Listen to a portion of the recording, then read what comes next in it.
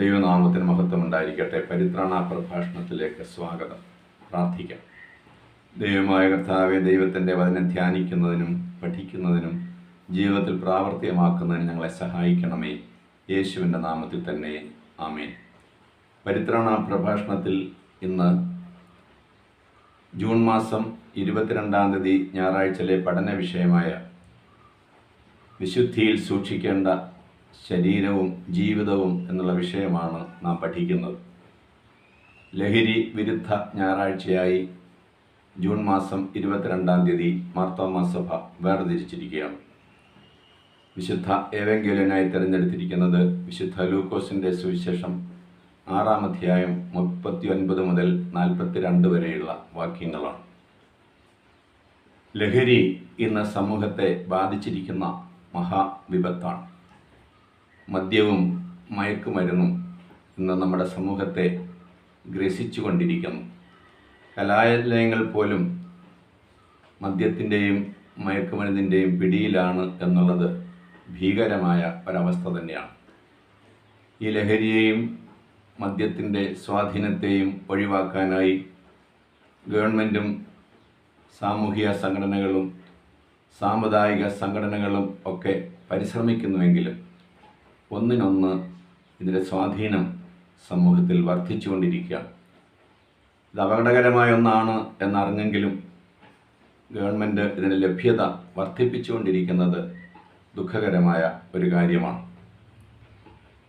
മദ്യപാനം ആരോഗ്യത്തിന് ഹാനികരം എന്ന മദ്യഷാപ്പുകളിൽ എഴുതി പ്രദർശിപ്പിച്ചിട്ടുണ്ടെങ്കിലും അതറിഞ്ഞുകൊണ്ട് തന്നെ അത് ഉപയോഗിക്കുന്നത് എത്ര അപകടകരമായ കാര്യമാണ് എന്ന് സമൂഹം മനസ്സിലാക്കുന്നില്ല. വ്യക്തികളെയും കുടുംബങ്ങളെയും സമൂഹത്തെയും ഛിന്നഭിന്നമാക്കുന്ന നശിപ്പിക്കുന്ന ഈ മഹാവിപത്തിൽ നിന്ന് സമൂഹത്തെ രക്ഷിക്കേണ്ടത് മനുഷ്യസ്നേഹികളായ എല്ലാവരുടെയും ഉത്തരവാദിത്വമാണ്.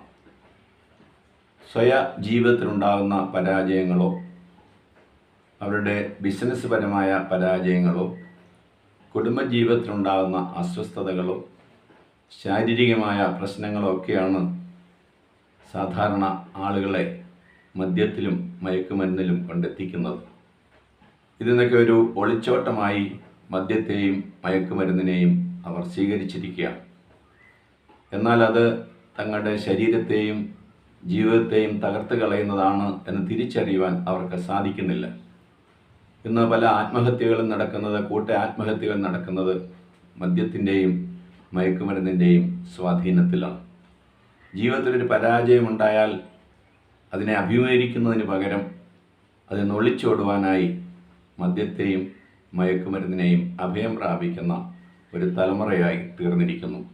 പ്രായ വ്യത്യാസമെന്നേ, ജാതി മത വ്യത്യാസമെന്നേ സമൂഹത്തെ ബാധിച്ചിരിക്കുന്ന ഈ വിപത്തിൽ നിന്ന് സമൂഹത്തെ രക്ഷിക്കുവാനായിട്ടാണ് ഇങ്ങനെയുള്ള ദിവസങ്ങൾ വേർതിരിച്ച് ആചരിക്കുന്നത്. അന്തർരാഷ്ട്ര തലത്തിലും രാഷ്ട്രീയ തലത്തിലുമൊക്കെ, രാഷ്ട്രതലത്തിലും സമുദായ തലത്തിലുമൊക്കെ ഇങ്ങനെയുള്ള ദിവസങ്ങൾ വേർതിരിച്ച് പഠന ക്ലാസ്സുകളും മറ്റും നടത്തുന്നത് സ്വാഗതാർഹമാണ്. എന്തുകൊണ്ടാണ് മനുഷ്യർ ഇങ്ങനെയുള്ള ചതിക്കുഴിയിൽ വീഴുന്നത്? അവരുടെ ജീവിതത്തിലുണ്ടാകുന്ന പ്രശ്നങ്ങളെ അവർക്ക് അഭിമുഖീകരിക്കുവാൻ സാധിക്കുന്നില്ല. അതിൽ നിന്ന് ഒളിച്ചോടുവാനായി മദ്യത്തിൻ്റെ സഹായം അവർ തേടുകയാണ്. ഒരു കുറ്റബോധം അവരെ ബാധിച്ചു കഴിയുന്നു. ഒരു ലജ്ജാബോധം അവരെ ബാധിക്കുന്നു. ഇതിൽ നിന്നൊക്കെ രക്ഷപ്പെടുവാനായിട്ടാണ് ഇങ്ങനെയുള്ള വിപത്തിൽ മനുഷ്യർ എത്തിപ്പെടുന്നത്. എന്നാൽ കൊച്ചുകുട്ടികളെപ്പോലും ഇത് സ്വാധീനിക്കുന്നത് ദുഷിച്ച തരത്തിലുള്ള സ്വാധീനങ്ങൾ കൊണ്ടാണ്, കൂട്ടുകെട്ടുകൾ കൊണ്ടാണ്. അതുകൊണ്ട് ഇങ്ങനെയുള്ള കൂട്ടുകെട്ടിൽ നിന്നും അകന്നിരിക്കുവാനായി നമ്മുടെ കുഞ്ഞുങ്ങളെ നാം പഠിപ്പിക്കണം. കുഴിയിൽ വീഴിക്കുവാൻ വേണ്ടി കെണികളൊരുക്കി കാത്തിരിക്കുന്ന ചതിക്കുഴികളെക്കുറിച്ച് അവരെ ബോധവാന്മാരാക്കുവാൻ സമൂഹത്തിന് സാധിക്കണം. രാഷ്ട്രത്തിനും സമൂഹത്തിനുമൊക്കെ ഇങ്ങനെയൊരു ഉത്തരവാദിത്തമുണ്ട്. താൻ ഇതിനടിമയായി കഴിഞ്ഞാൽ താൻ ഇതിനടിപ്പെട്ടിരിക്കുന്നു എന്നൊരു ബോധം അവരിൽ ഉണർത്തണം. ഇത് തനിയെ രക്ഷപ്പെടുവാൻ സാധിക്കുകയില്ല എന്നവരെ മനസ്സിലാക്കണം. തൻ്റെ സ്വന്തം പ്രവർത്തികൾ കൊണ്ടോ ഒന്നും ഈ മഹാവിപത്ത് നിന്ന് രക്ഷപ്പെടുവാൻ സാധിക്കുകയില്ല എന്ന് മനുഷ്യരെ ബോധവാന്മാരാക്കണം, സുബോധം വരുത്തണം. ഈ ഒരു ചുമതലയാണ് ദൈവം നമ്മെ ഫലമേൽപ്പിച്ചിരിക്കുന്നത്. ഇങ്ങനെ അടിപ്പെട്ടുപോയ, മദ്യത്തിന് അടിമപ്പെട്ടു പോയ ഒരു പിതാവിൻ്റെ മകനാണ് ഞാൻ. ജീവിതത്തിൽ പരാജയത്തിൻ്റെ പടുകുഴിയിലെത്തിയപ്പോൾ കർത്താവായ യേശുക്രിസ്തുവിൻ്റെ തക്ക സമയത്ത് ഇടപെടൽ മൂലം സുവിശേഷം എൻ്റെ പിതാവിൻ്റെ ഹൃദയത്തിൽ പ്രവേശിച്ചത് മൂലം തൻ്റെ ഈ തകർച്ചയിലും തന്നെ സ്നേഹിക്കുന്ന ഒരു ദൈവമുണ്ട് എന്നുള്ള സുവിശേഷ സന്ദേശം സ്വീകരിക്കുവാൻ പരിശുദ്ധാത്മാവ് അദ്ദേഹത്തെ സഹായിച്ചതുകൊണ്ടാണ് ആ മഹാവിപത്തിൽ നിന്നും രക്ഷപ്പെടുവാനായി അദ്ദേഹത്തിന് സാധിച്ചത്. നാം രക്ഷപ്പെടുവാനായി ഒരേ ഒരു മാർഗം മാത്രമേ ഉള്ളൂ.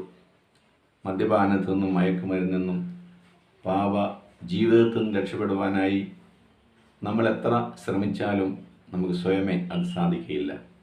ദൈവത്തിൻ്റെ സ്വാധീനത്തിൽ നമ്മളായെങ്കിൽ മാത്രമേ, നമ്മളെ നിയന്ത്രിക്കുന്ന ദൈവകരങ്ങളിൽ നമ്മെ തന്നെ അർപ്പിച്ചു കൊടുത്തെങ്കിൽ മാത്രമേ നമുക്ക് ഈ വിപത്തിൽ നിന്ന് വിജയിക്കുവാനായി സാധിക്കുകയുള്ളൂ. നമുക്കൊരു ലക്ഷ്യബോധമുണ്ടാകണം. ഈ മദ്യത്തിൽ നിന്ന്, മയക്കുമരുന്നിൻ്റെ അടിമത്തിൽ നിന്ന് നാം രക്ഷപ്പെട്ടു കഴിഞ്ഞാൽ നമ്മുടെ സമൂഹത്തിന്, നമ്മുടെ കുടുംബത്തിനൊക്കെ ഉണ്ടാകുന്ന വ്യത്യാസത്തെക്കുറിച്ച്, ഉയർച്ചയെക്കുറിച്ച് നാം മനസ്സിലാക്കണം. തകർന്ന തരിപ്പണമായിരുന്ന ഞങ്ങളുടെ കുടുംബത്തിൽ ഇന്ന് സുവിശേഷം പ്രസംഗിക്കുന്നവരായി ധാരാളം ആളുകളുണ്ട്. ഈ മഹാവിപത്തിൽ നിന്ന് രക്ഷിച്ചവനായ ദൈവത്തെ സാക്ഷിക്കുവാൻ, മറ്റുള്ളവർക്ക് പറഞ്ഞു കൊടുക്കുവാൻ ദൈവം ഞങ്ങളെ ഉപയോഗിച്ചുകൊണ്ടിരിക്കുന്നു. ദൈവത്തിന് സ്തോത്രം. അതുകൊണ്ട് എത്ര ഭീകരമായ അവസ്ഥയിൽ നിന്നും നമ്മെ കരകയറ്റുവാൻ ദൈവത്തിന് സാധിക്കും. ഇനി എനിക്കൊരു രക്ഷ സാധ്യമില്ല, ഇനി രക്ഷപ്പെടാൻ സാധിക്കത്തില്ല, ഞാൻ അത്രമാത്രം വീണുപോയി എന്നോർത്ത് ആരും വിഷമിക്കേണ്ട കാര്യമില്ല. നമ്മളെ സഹായിക്കുവാൻ ദൈവം സന്നദ്ധനാണ്.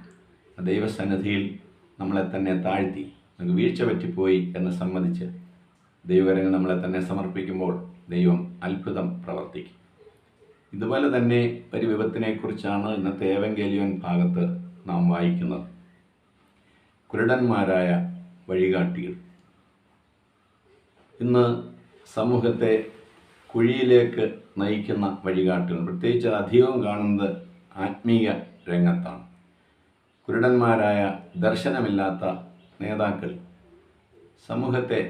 സമൂഹത്തിൻ്റെ അന്ധവിശ്വാസത്തെ ചൂഷണം ചെയ്ത് പടുകുഴിയിലെത്തിക്കുന്ന ഭീകരമായ ഒരവസ്ഥയിലേക്ക് ഈ വിശ്വാസ സമൂഹം എത്തിച്ചേർന്നിട്ടുണ്ട്.